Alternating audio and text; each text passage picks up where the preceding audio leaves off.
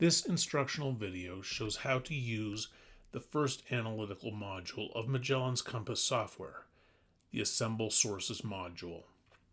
This module orients the analysis to the information contained in the assembly and source files.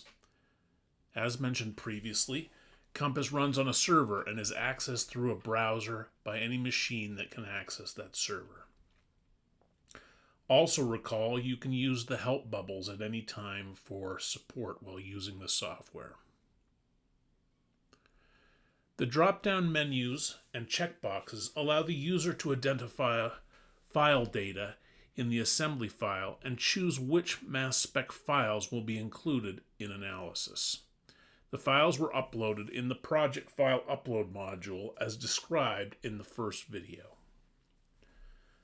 Here I simply select the correct assembly file for analysis.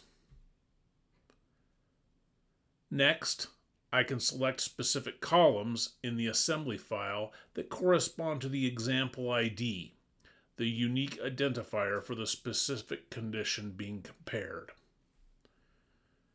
I can also specify the columns identifying the subject and the replicate number if appropriate to my study.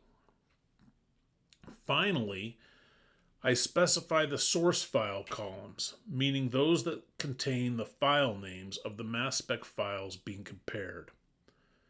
Multiple columns can be checked if there has been multiple mass spec preparations for each example, such as running the instrument in positive and negative ion mode, for example. Once everything has been correctly specified, click the Assemble Sources button and the number of examples to be analyzed will be reported. Up next, I will demonstrate how to use the Study Examples and Outcomes module to define the structure of my comparative analysis.